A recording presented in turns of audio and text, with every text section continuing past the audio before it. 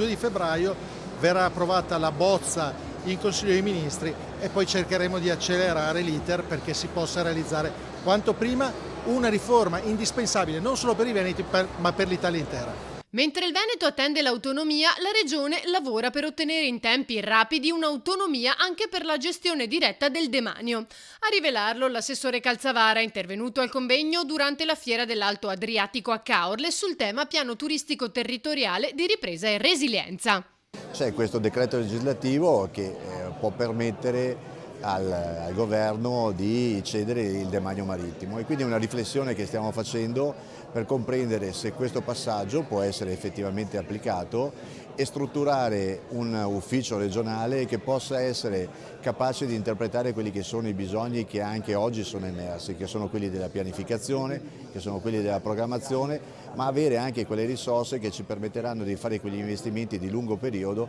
che oggi la Regione non può permettersi. Chiediamo con forza al governo di produrre dei criteri meritocratici che consentano di riconoscere il valore che in tanti anni gli operatori veneti hanno saputo creare investendo e realizzando dei sacrifici